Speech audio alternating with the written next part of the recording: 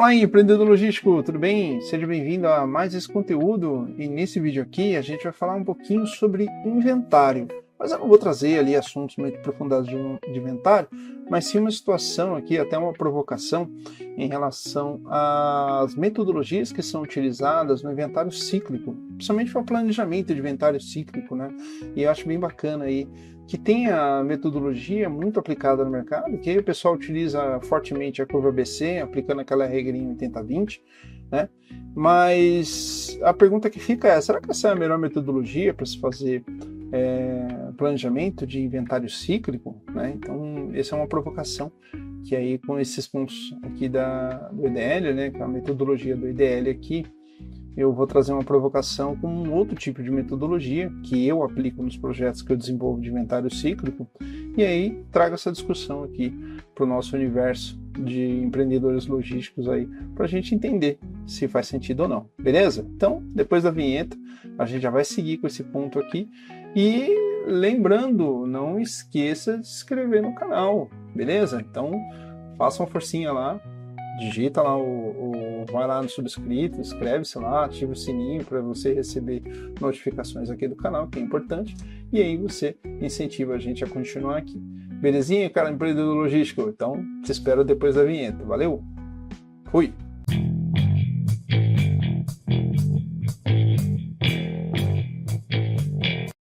Fala aí, empreendedor logístico, seja bem-vindo novamente ao nosso canal. Você está falando com o Carlão, né, aqui do IDL, e aqui a gente sabe como é que é, né? A gente já discute assuntos de logística aí há já um bom tempo e aí traz esses assuntos para a nossa comunidade de logística para compartilhar conhecimento, compartilhar experiências, para tornarmos melhores profissionais. Maravilha? Então, nessa toada, estou trazendo aqui um assunto bacana, como já fiz na chamada do vídeo, estou trazendo agora para você, que a gente vai falar um pouquinho sobre inventário cíclico, né? E tem uns pontos ali de inflexão em relação às metodologias utilizadas hoje em dia e o que pode ser feito aí em relação à metodologia. Belezinha? Vamos continuar aqui? O primeiro ponto que eu vou trazer é um gancho em relação a como é que está sendo aplicada as metodologias e por que é interessante você ter uma visão diferenciada em relação a esse tipo de metodologia dentro de inventários cíclicos. Beleza? Então, vou só mudar a tela aqui rapidinho. Se eu não me engano, é essa aqui. Estou aqui no cantinho, show. E quando a gente olha aqui uma situação, por exemplo, separei essa pesquisa aqui da KPMG, bem interessante, já está pública, tá? E aí eu vou deixar um link ali para vocês poderem utilizar também. Essa associação aqui é a ABRAP. Aqui essa pesquisa da ABRAP, né, que é a Associação Brasileira de Prevenção de Perdas. Tem um cenário aqui, olhando 2025, onde a gente vê que na chamada já tem aqui de 36 bi de reais em relação à perda de inventário de estoque, né? Então já vê que é um número bem considerável. E isso aqui pode se envolver várias situações, pode se envolver metodologia, que é a própria que eu estou trazendo aqui para vocês, ou pode se envolver também formas de abordagem dos negócios em relação a detrimento do próprio negócio, né? Mas nesse âmbito aqui da ABRAP, nessa pesquisa feita pela KPMG, ela traz aqui um cenário de 36 bi, né, de inventário e com perdas de estoque. E aí pode ser perdas por avaria, por furto, roubo, enfim, tem várias formas de entender esse ponto aí, ou possivelmente erros de inventário, erros de processo mesmo, né? Então pode ser múltiplo de embalagem, enfim. Cada ponto tem uma situação aí. Um ponto que é interessante a gente olhar, acho que é aí para você, empreendedor logístico, que trabalha com frente de inventário, ou pelo menos tem forte impacto ali na área de inventário, é você entender os impactos que tem, ou pelo menos os resultados que podem vir a ter um tipo de escolha de tomada de decisão que pode vir top-down, tá? Isso é normal.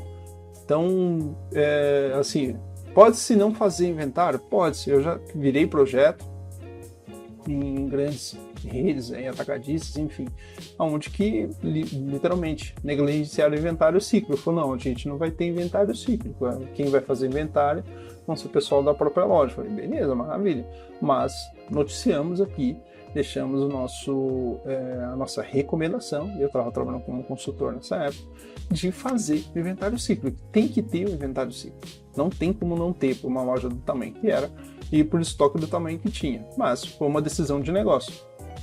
E aí, se é acertado ou não, aí cabe a outros pontos aí na análise do DRE que se tira esse tipo de conclusão junto com os sócios. Mas, por frente logística ali, a gente faz essa forte recomendação e isso também cabe a você decidir se vale a pena ou não fazer esse ponto aqui. Maravilha?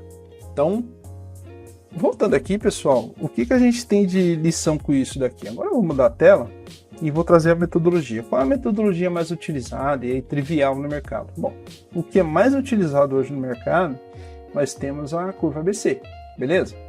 Curva ABC é a regra 80-20, Pareto, tá? Se você tiver com dúvida de como é que funciona a regra 80-20, tem um vídeo, tá aqui passando em cima para você, ali a tagzinha, tá?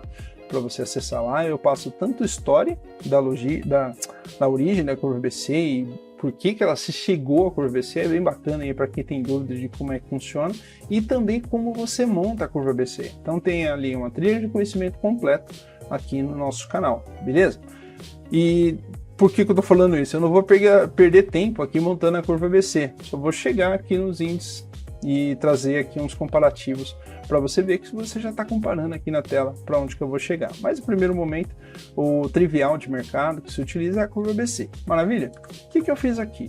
Baseando nisso, eu já chamei uma curva ABC e calibrei os percentuais de A, B e C, respectivamente, 75, 20 e 5, né? Onde 75 são responsáveis pela curva A, de 75 até 95 ali são os itens de curva B e 95% para frente ali são os itens de curva C que impactam o estoque. E aqui estão os seus respectivos pesos, né, individuais, e também aqui os seus respectivos valores, beleza? Então o que a gente denota aqui? Geralmente em curva ABC, o pessoal que faz inventário, eles utilizam a curva A como referência. Então nesse caso, a otimização de curva A estaria pegando aqui 75% do valor do estoque, conforme a gente já tinha falado. Isso pode ser regulado, tá? Isso é bem tranquilo. E ele estaria pegando 53 itens para fazer inventário, e o inventário é montado em cima desses itens. Então ele roda o estoque pelo menos uma vez ali no mês, ou alguma coisa nesse sentido, conforme ele é acordado ali com o pessoal de controladoria, para poder fazer, para controladoria e previsão de perdas, né? Para fazer a varredura desse estoque, a contagem desse estoque. Isso é tomar decisão de negócio, tá? Então isso aqui é uma forma comum hoje em dia de se fazer inventário ciclo, fazer planejamento de inventário ciclo. Porém, eu olhando aqui esses números, fazendo um comparativo aqui, trazendo uma visão da metodologia EDL, eu comecei a fazer algumas contas e algumas medições. E uma das possibilidades que pode se fazer contraponto a essa metodologia amplamente utilizada no mercado é a utilização da classificação PQR. Classificação PQR, ela trabalha muito por pega, quantidade de pega, né, dos itens no mês, tá? Então é a movimentação dos itens no mês. Se você tiver com dúvida aqui de como é que funciona a classificação PQR, como é que trabalha isso, de novo, tem vídeo aqui no canal, tá algum canto, se eu não me engano deve estar aqui passando na parte superior do vídeo, onde eu explico em nível de detalhe ali, com metodologia EDL, né, de mostrar conteúdo, como é que funciona a curva PQR. Então não vou perder tempo aqui explicando a metodologia e nada mais, para a gente ganhar tempo e não fugir do foco do nosso vídeo aqui. Maravilha? Então, classificação PQR, se você quiser saber mais, vai lá no vídeo e se aprofunda um pouquinho mais, beleza? Mas voltando aqui ao nosso objetivo do vídeo, quando eu comparo, faço uma comparação da metodologia ABC versus a metodologia PQR, começa a entrar alguns pontos aqui que cabem às discussões que é o foco desse vídeo, que é a provocação desse vídeo, né? Então, se a metodologia ABC é tão amplamente utilizada, por que nós temos tantos gaps ou tantas evidências de falta ali, 36 bilhões de estoque em relação a faltas de estoque? É muita coisa. Então, quando a gente olha esse tipo de situação, nós temos aqui a concentração e a aplicação somente para 53 itens, que representam ali 5% do valor do estoque, que é a concentração, nesse caso aqui, e ele já concentra aqui 5% em quantidades, tá? 5% é o valor de quantidade de itens, de SKUs. Mas eles representam um peso aqui de 75%. Show, bacana, é um bom número, não é ruim de se trazer, mas o contraponto que eu vou trazer é em relação à classificação PQR. Maravilha? O que eu fiz aqui? Eu aprofundei a classificação PQR, nesse caso aqui, até a letra S, beleza?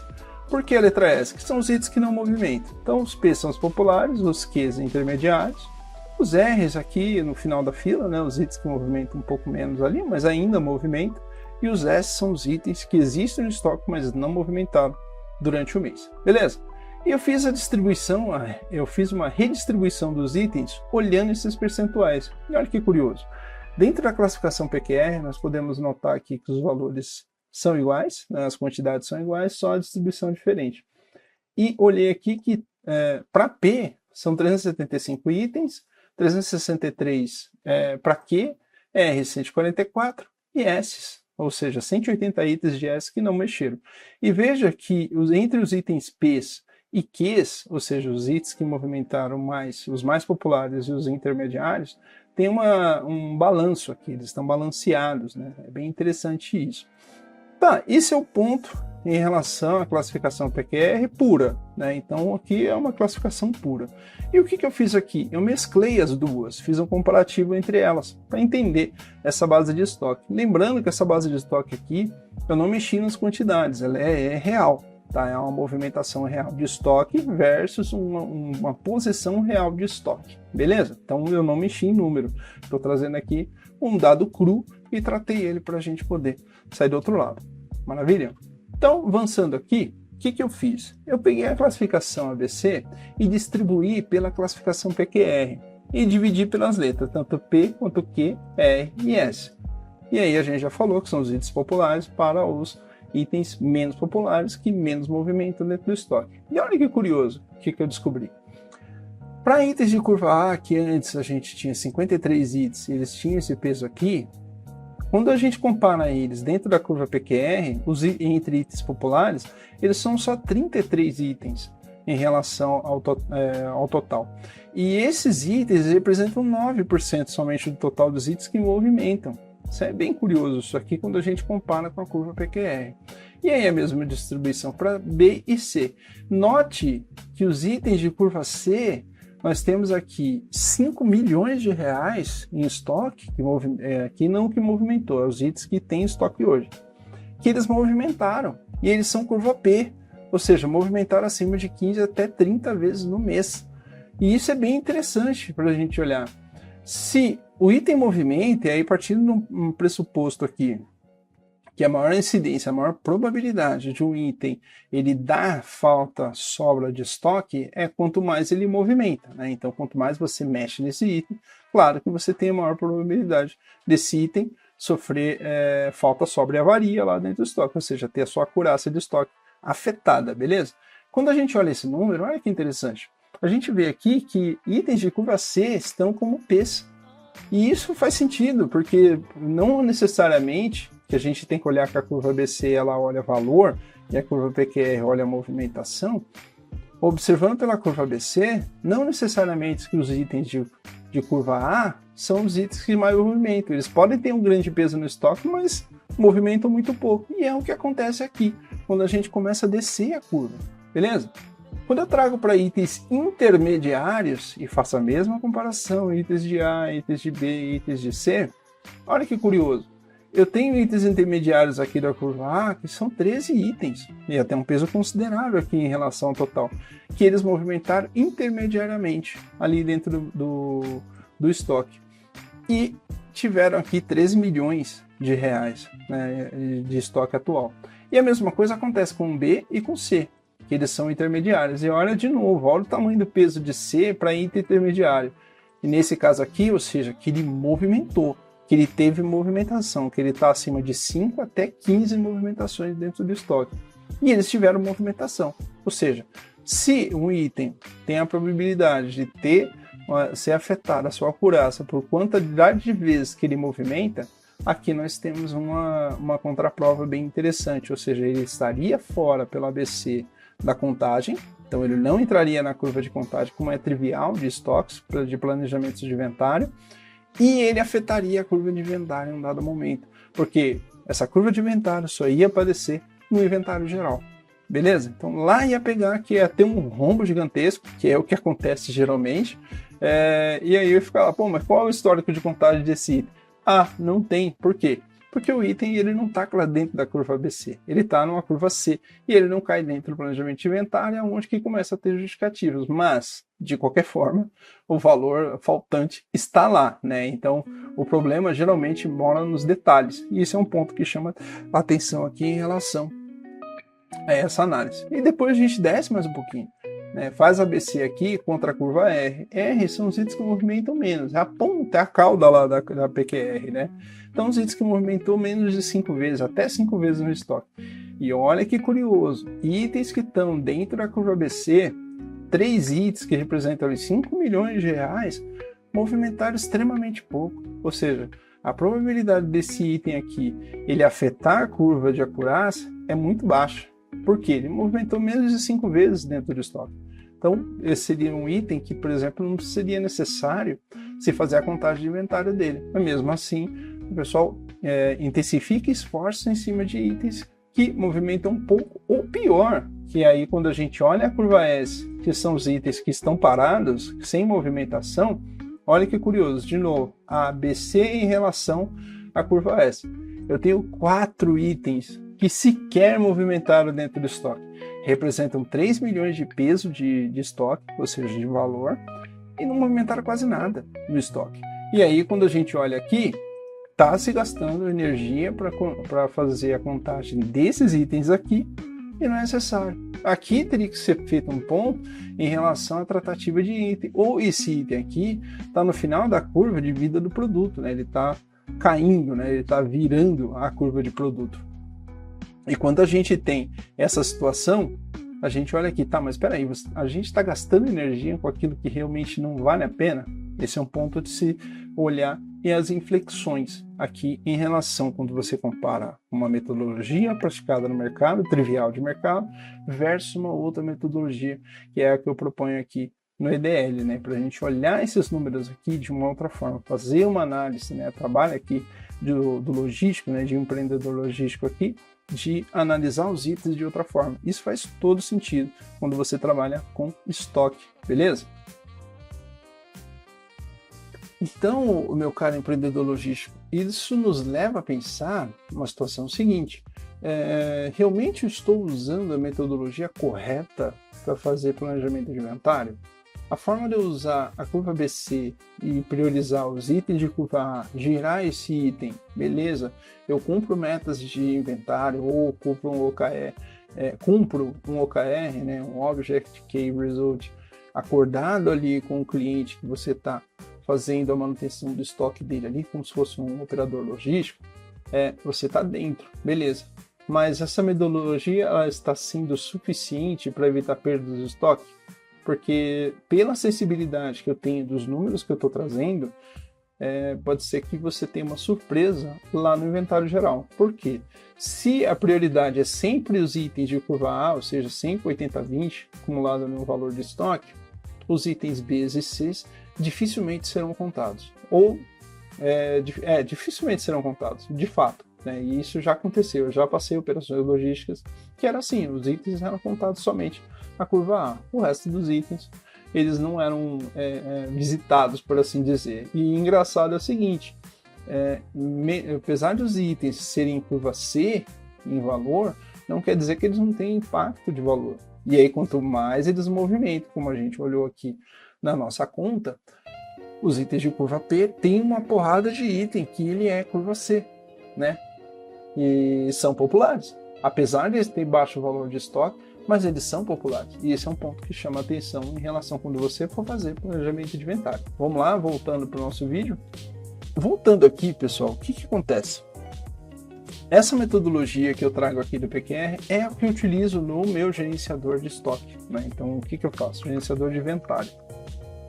No gerenciador de inventário, uma das formas que eu utilizo para fazer o planejamento da escala de contagem baseada ali em regras de compliance, que é a quantidade de vezes que você conta por curva, é a metodologia PQR. Por quê?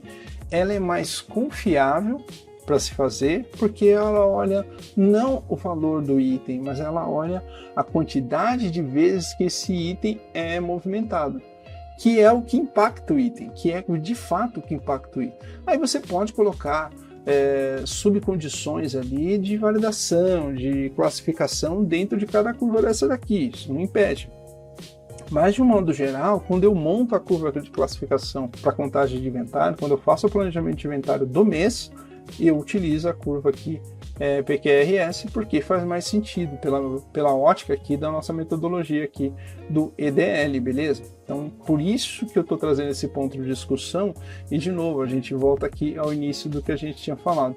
Será que realmente, de fato, as metodologias utilizadas hoje no mercado são as melhores para ser aplicadas quando a gente faz análise de inventário cíclico?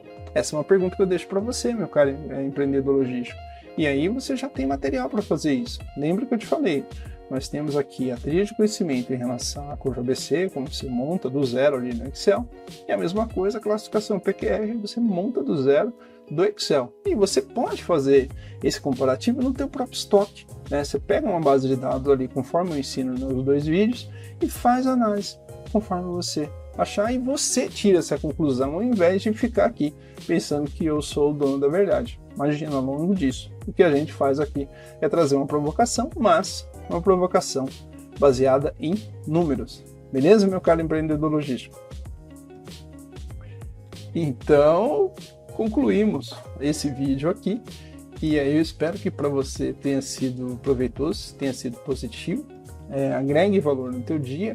Lembrando que tem mais conteúdo no nosso vídeo, não esquece lá do DL Flix, né? Que a gente tem aí vários vídeos aí para você acompanhar, maratonar, enfim, conforme você quiser se desenvolver, para trazer conteúdo aí para a tua vida e agregar valor aí ao teu negócio e ao teu dia a dia aí. Beleza? Então, meu caro empreendedor logístico, sucesso, tudo de bom, até o próximo vídeo, beleza? E aí vamos nos falando nas redes sociais, você já tem todos os nossos canais aí disponíveis. É só ir lá acessar e falar com a gente ali, que eu vou responder com todo o carinho do mundo. Maravilha? Valeu, meus caras empreendedores logísticos, um abraço, tudo de bom, valeu, tchau, tchau!